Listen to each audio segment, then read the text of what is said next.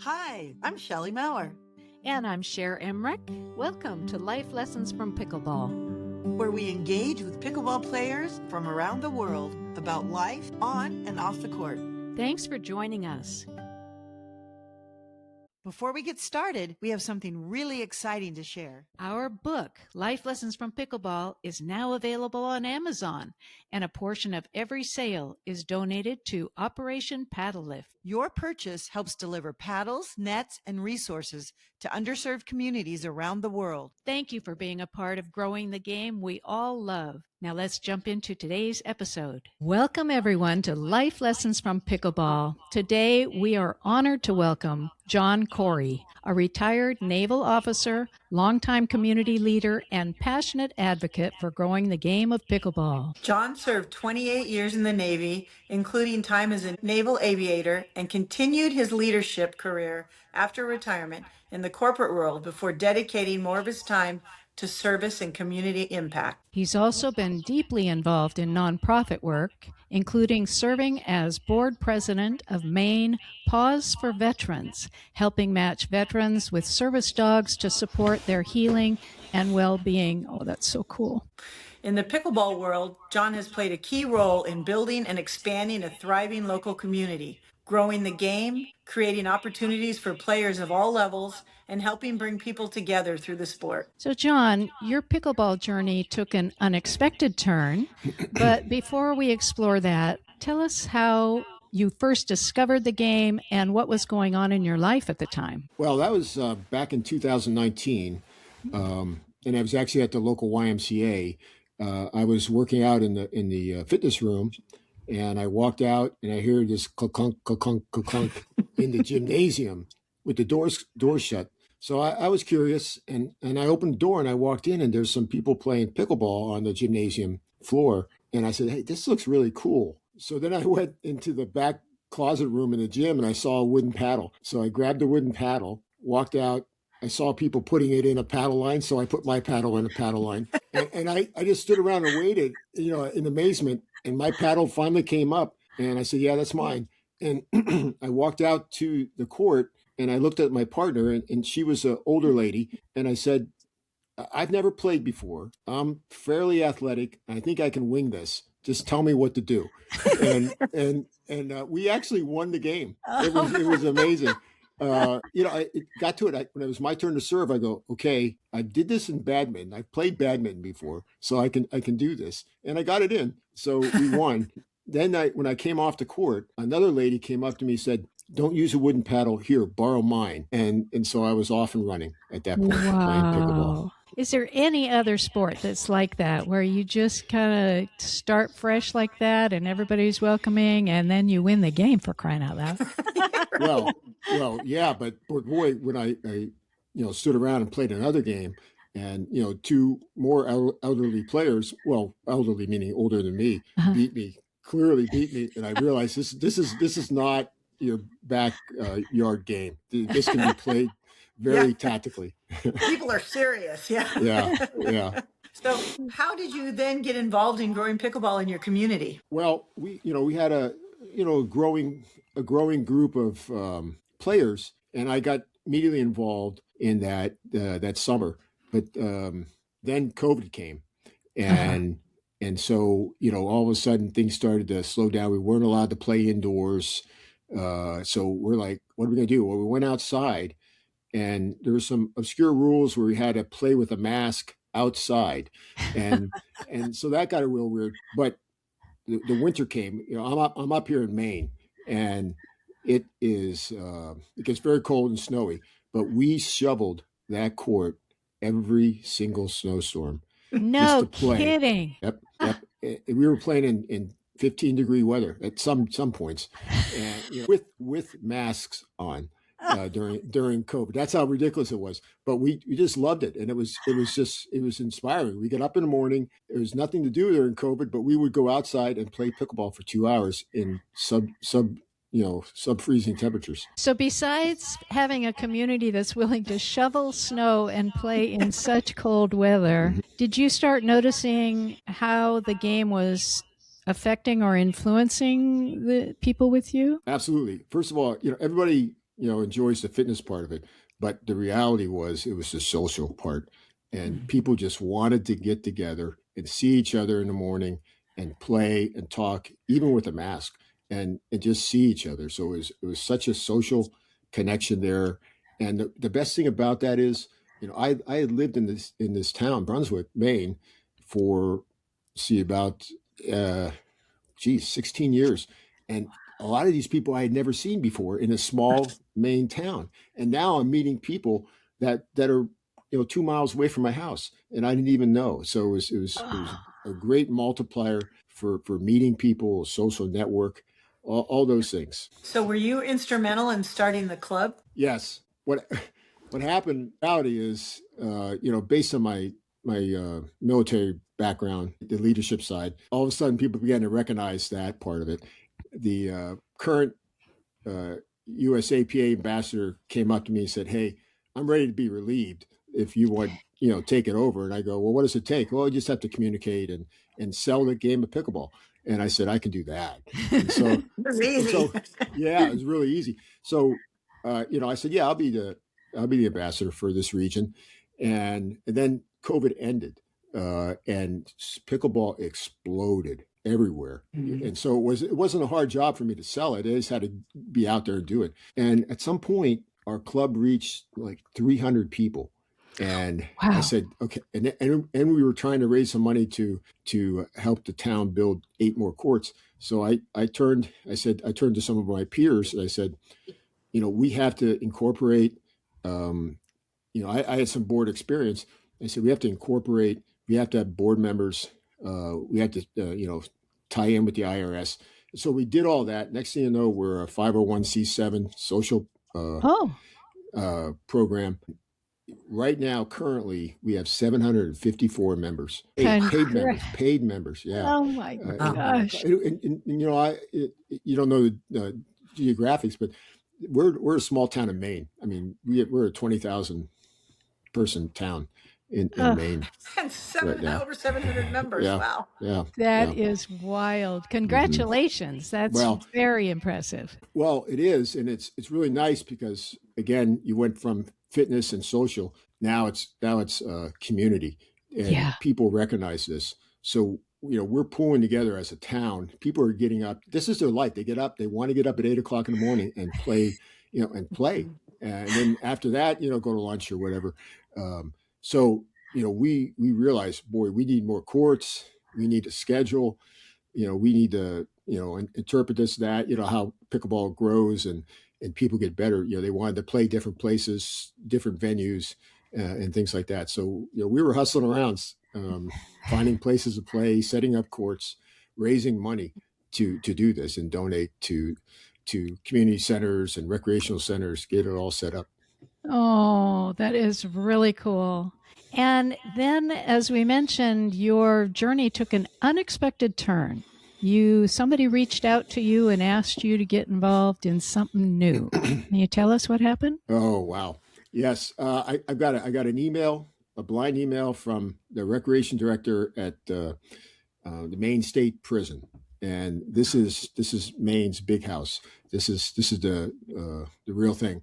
And he said, "Hey, we just started this program. We set up a couple nets, and we'd like to play you guys. Play or bring somebody in to play." And I went, "Okay, that sounds great. I'm the guy to do this. I'm an instructor, a pickleball instructor." And I said, "But how about we do this? How about I come up alone once, meet you guys, play with the inmates who are called residents now, Nice, and just get a lay of the land, and then at that point, I'll be happy to pull together some of my players, and we'll come up and we'll play." So I actually said, I'll be happy. I'll come up and give you guys a lesson, and we'll see where we go. And now we're off and running 2 years now straight. We've been doing this. What do you remember the first time you walked in the prison? All right, this is a real funny story. So I went up alone, and I didn't know what to expect. They told me, "Hey, just bring your paddle and be ready to play." And so I went up there, and I brought some training aids, some plastic lines, but I also brought a hula hoop. Now you have to bear with me here. And because what I was going to do is set it up on the net and say, you got to aim for the hula hoop when you hit. And so I got some little weird looks from the guards, but then I realized when I started walking through the prison line, I was like, oh man, this was a bad mistake. Here I am walking with a pink hula hoop, and a pickleball paddle through maximum security prison. But anyways, it worked out really well. And I have a follow-on story if you want to talk about that. But Please. okay, so when we started playing, we walked out there and there's 20 players, and they've been playing for a little while, but they learned it off the internet. And so all they do is bang, bang, bang. And it was just, it was incredible. They were just hitting hard and scored rallies would only last 2 or 3, and I went up to them and I realized, okay, this is going to be a hard sell. So I actually went to them and said, when they all got around me, I said, listen, guys, I'm a 28-year Navy veteran and I'm a Navy commander. Okay. And I'm retired. I'm here to teach you how to win at pickleball. And they opened their eyes and they thought, oh, we can win. And no, I said, you can't win. They said, well, oh yeah, we're good. I said, okay. So I said, who's the hardest hitter? And they pointed to a guy. And I said, you get on the baseline and I'm going to stand in the kitchen and you rip it at me. And I don't care. And they laughed and they hit it. And I just went boom, boom, boom, boom. Okay. Without even moving, flinching. I said, you want me to change to my right hand? I'm left-handed. You want me to change to my right hand? I can do it in my right hand. And they're like, their eyes went wide.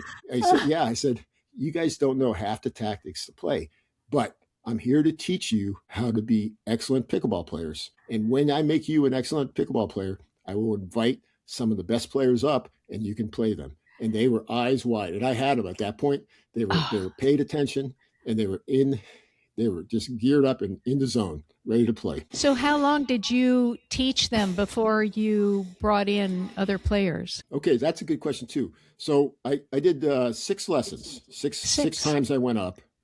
And the 6th time we ran a tournament. So I said, okay, you guys, first thing you want to do is get you all ready. I taught them all the skills, moving to the transition, the kitchen line, tactical hitting, soft resets, everything like that, dinking. And they started getting really good. I said, okay, well, we're going to run a scramble tournament right now. So you guys are playing. I want to see how everybody plays. And they did that. It was wonderful. They loved it. I said, guess what? Next month, I'm bringing 5 other guys up with me. And their eyes went lit. So they were thrilled to see what it's like on the outside of the prison, because they play pickleball 3 times a week for 2 hours. They play with the same 20 guys, and they were just starving for other attention to see what pickleball really is. Yeah. And so they couldn't wait. How many courts are there? Okay, that's a good question too. So they only had 2 courts on this gym. Oh. And I went there after the second session. I said, hey, you got 20 players. This is way too much. I said, you got room over there for a 3rd court. And their eyes, the recreation director's eyes lit up. I said, hey, build a 3rd court, line it out, get another net. And guess what? The club will buy you 20 paddles. Oh. I went back to my club and I said, listen, these guys are playing with beginner paddles from Amazon. They're hard. They don't play well. I can get a deal with a company, for $50 a paddle. Can I get $1,000 from the club? And the club voted 7-0 the board. Aww. And we bought them. Now here's another great story. I had it direct shipped to the prison. And the recreation director waited until I came up, and then he opened the box in front of all the 20 players. Oh. And there were 20 high-end new paddles there. And you would have thought it was Christmas time. These are men. And here's the real kicker. They absolutely played their hearts out with these paddles. At the end of the session, to the person, every single resident inmate went over to the trash can and pulled out the bubble wrap that the paddles came in, and they put their paddle back in the bubble wrap and put it on the shelf. That's how much they respected this paddle. What a gift to them. I'm like, oh my God, it was $150 paddle. I had a discount, but this was gold to them. And to this day, that's where they store their paddles, in the original bubble wrap on the shelf. So how did the lucky 20, how did they choose the 20 that got to play with you? Okay, that's kind of an interesting thing. The players that were chosen were privileged players. When I say privileged, they earn the right to play pickleball, meaning they're good inmates. They've done everything right, and so that's how they did it. So I was playing with, I guess, the best of the best, in the sense of how they act in the prison, and how they're reforming and everything like that. So that was a good side. Now there has to be an interest in playing pickleball, and the reality was there was 20, and then when we came up, I brought 5 other players up, and we started playing, and I kind of coached my players and said, hey, these guys are pretty good. They're gonna give us a run for the money, and by golly, we barely won 50% of our games. I mean, and I brought up good players, and I'm like, wow, because these guys were moving. They're in a better shape. They're younger than us, but they were moving. They were getting to the kitchen line. And they were playing all the game. I was just like amazed at how well they had learned and how much they had sucked it up. In only like 6 or 7 months, they were playing well. Over this time, how did the relationships develop between you and the residents? All right. So they absolutely enjoyed seeing us, because we were outside people coming in, very interested in them. And the sport of pickleball had just linked us together. And so, we began to talk and get to know each other really well. I mean, to a point where we're, fist bumping and laughing and telling and getting stories. So I quickly thought about this. I said, the next time I come up, I've got to bring at least 1 or 2 people that was here the time before, so that there's a link. It's just not me and 5 new people. So I have 1 or 2 of my peers that I come up with me. Then I bring 3 or 4 new people with us. But those 1 or 2 peers have personal relationships. When I say talk and do that. So when we walk through the door, they recognize me, but they also recognize 1 or 2 other of the players who are very personable. I chose very well, and so we have this relationship. But I didn't ask a lot of questions about why are you in, all that kind of stuff. Sure. If they volunteered, we would listen, but I didn't really press for that. So are any of the guards involved? Are they playing? Are they watching? What are they doing? Yes. This is an amazing scene. There are guards playing on the same team or against them, laughing and fist bumping and playing with the residents. It is amazing. And I will tell you a story, and you can cut it or not. No. Funny. Okay, so the alpha male of the group, and there are alpha males in the prison. He came up to me and he said, "I'm going to challenge you." And he said himself and the guard would challenge me and this other guard to play. And I'm like, well, okay, let's play. And he came up to me and he did it with a smile. It was a joke. He said, "We're playing for your sneakers." And I laughed. So it's so typical, the movie Prisons. And I laughed. I said, "Hey, I can't do that." He said, "Okay, we're playing for your paddle." Because I had a nice paddle. And I said, "I can't do that either, but let's play." And we started playing, and the whole gym went quiet and watching us battle. And very fortunately, I won, or my team won. My guard won. But the story there is, it is an amazing scene to see 2 guards playing pickleball with them. And then the last time we went up in the video, there were 3 or 4 other guards, mixing in and playing. So, and just the postscript to that, the next time I went up, they did win the game. And did you lose your paddle? No. And I wore a second pair of sneakers in case I had to. No, but it was the place erupted with laughter and clapping, and the resident the alpha male, he actually ran a lap around the gym because he won. And I was just like, go have fun. This is wonderful. You know, it was one pickleball game to me, but it was a game of a life to this guy, you know, and so that thing touched me too, you know, realizing that, hey, you know, he wanted to win, but he was going to have a good time. Yeah, but that game meant so much to him, playing with a guard against me and a guard, and he won, you know, and he experienced that, you know, whereas I'll go the next day and go to pickleball court and maybe win 4 out of 6 games and think nothing of it. Right. Yeah. I mean, to have moments of success when you're in that environment, wow, how huge that is. And it occurs to me what we need to do is start giving a gift bag of a paddle, some balls, and court shoes to everyone who leaves the prison when they go back out into life. That's their gift bag. That's a very good idea, and you know, and that's why I'm trying to get them high quality paddles. I want them to really feel a high quality paddle, to play, improve their game. You know, so it means a lot more to them than maybe even you or I going out to buy a new paddle. For sure. For sure. All they want to do is play pickleball and talk to us about pickleball and what's going on. And it's a wonderful 2 hours. So wonderful that every single time when we leave with the new players I bring up, we stop at a local restaurant, and all we do for an hour and a half is just laugh and talk about all the stories that we had up there. It's just a wonderful routine that we have here. So you bring in some regulars with you, but also each time you bring in new people, and each time they are experiencing something that you're experiencing on a regular basis. And how are they impacted? Both the ones who are regulars, but also the new ones. What's that like for them? Oh, they're just overwhelmed.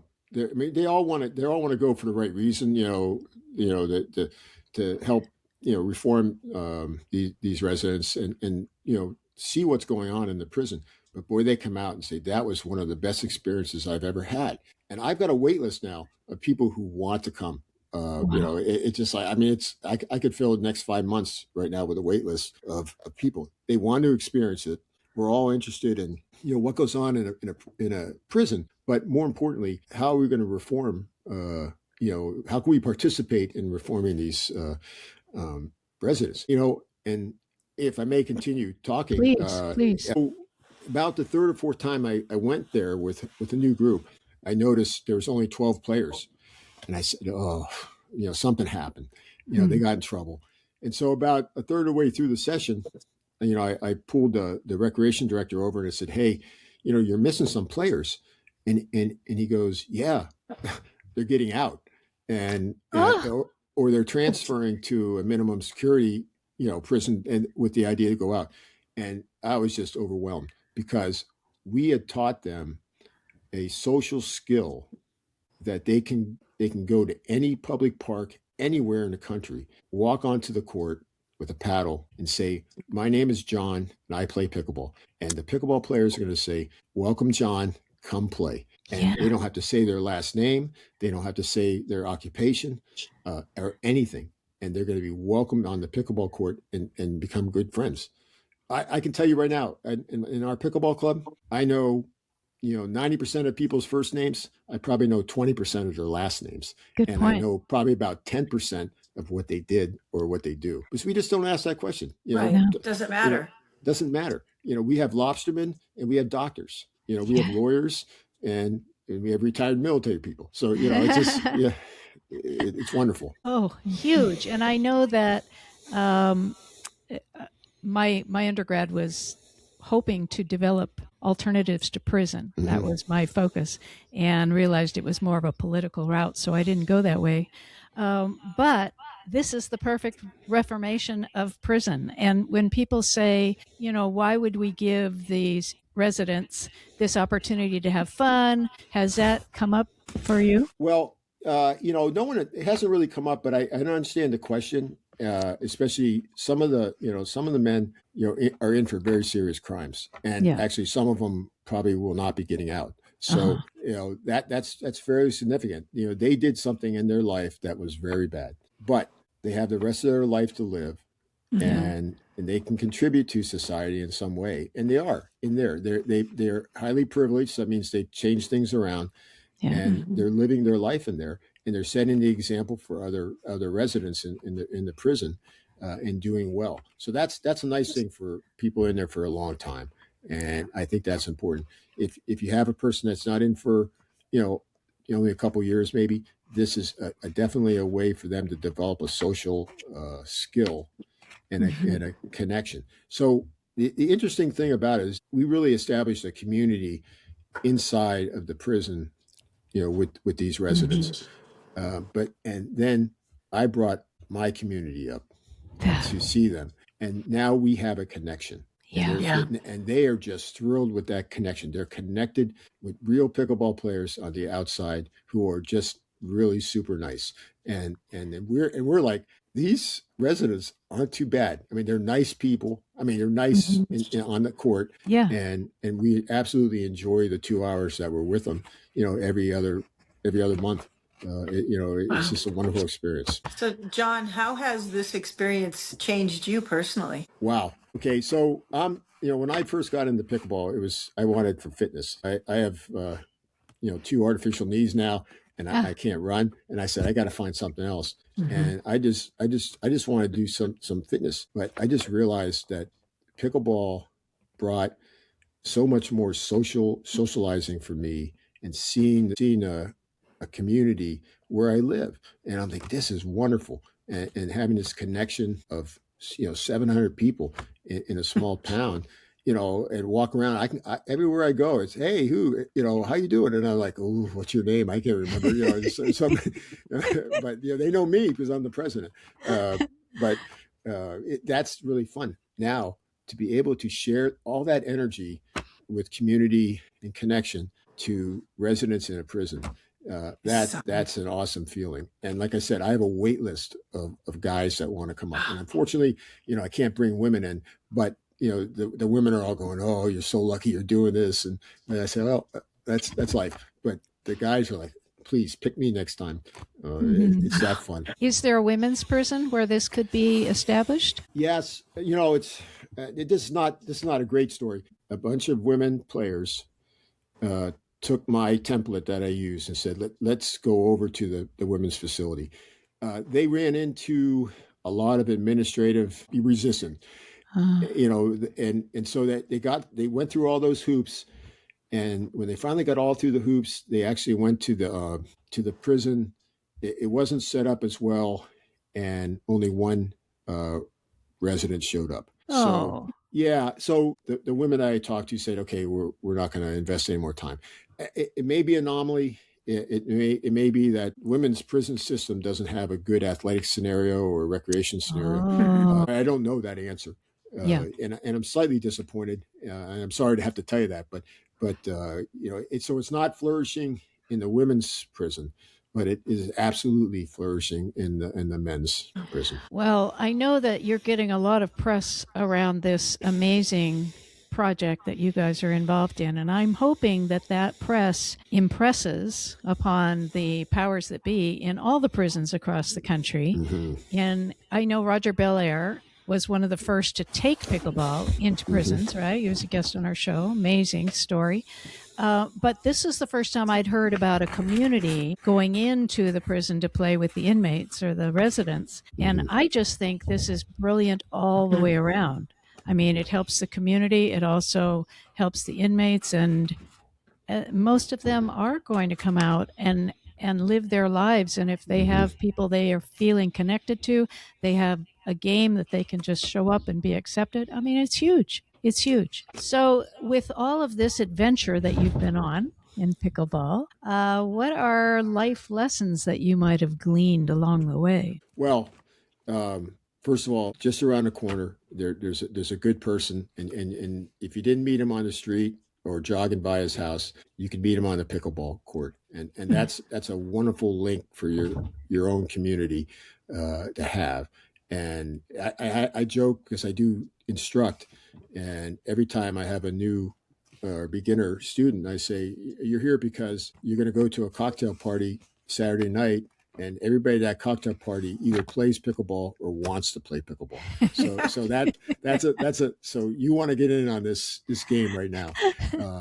But the reality is, it offers so much community and connection. Why not go places where there isn't that, and see if you can plant the seed. I like that idea of looking for places where community doesn't exist and taking pickleball there to create that community. There are lots of ways, lots of places in our communities where that would be the case. So great idea. So how can people find you and learn more about the project that you all are involved in, and maybe even start planting the seed in their community? I am the president of Midcoast Maine Pickleball. So we have a website, midcoastmainepickleball.com, and you can send us an email. I will get that email. I'm very good. I'm retired, so I have plenty of time at night to open my email up and send another one back. And I'm absolutely thrilled to get emails from people visiting the Midcoast, Maine to want to play here, but also anybody interested in this prison program that we're running. I got a Facebook hit from it, and I'm like, wow, I'm on Facebook, but I don't really post, and I got a hit. Someone found me on Messenger and said, hey, I heard this story, tell me about it, can we connect? So that's every single social media network there is. This podcast is going to help, the news report, but I don't want to take any too much credit for it. I just hope that if someone does it, spread the word. I'll tell anybody how I got in and how it works and go over it. And if it's reasonable, I'll travel there too to help. Fantastic. And you're the perfect person for it with your background in leadership and your ability to communicate so beautifully. And you have such an open heart. And my gosh, I'm just so appreciative that you started this, and that I do think it's going to be planting seeds all over and changing lives on both sides of the wall, so to speak. Yeah, it should. It's a low cost. If you're an administrator, in the prison system, this is a low cost evolution to invest. Three nets, a basket of balls, and 15, 20 paddles, and you're off and running. Yeah. I came back, and they're playing with good paddles, and I just bought them 10 more. How technology changes every year or two in paddles, and so I went to the company. I said, hey, I bought 20 paddles from you, can I buy 10? I bought those with my own money, and I said, can you give me a good deal? And he said, yeah, ship them to the prison. Do you want to give a shout out to that company? Yeah, it's Diadem. They're based out of Florida. DIADEM. Diadem. Yeah. Very cool. Well, thank you, Diadem. Yeah. And thank you for even thinking about doing that. My gosh. John, thank you. You are a busy guy. You may be retired, but you're a busy guy, and really appreciate you taking the time to talk with us and share this amazing story. And we will be following to see how it all evolves. Thank you. Well, thank you very much, Sherry and Shelley. Thank you. And thank you all. My gosh. Yeah. Do you have a prison in your area, female or male, that could maybe utilize this amazing program? I mean, changing lives inside and out, right? So John is the one to contact if you want to start planting that seed, and definitely share this episode. Pickleball is a movement. Let's make pickleball in prisons a movement too. All right. Love you all. Thank you so much. And we look forward to a new conversation next week. Bye-bye. Bye-bye. If you love our podcast, we'd be so grateful if you'd take a few seconds to follow or subscribe to Life Lessons from Pickleball. This ensures you'll never miss an episode and helps us continue these wonderful conversations. On Apple Podcasts, Spotify, or wherever you listen, go to the show page and tap the follow button in the top right corner. And on YouTube, click the subscribe button under any of the episodes. Thanks so much. Hope to see you on the court.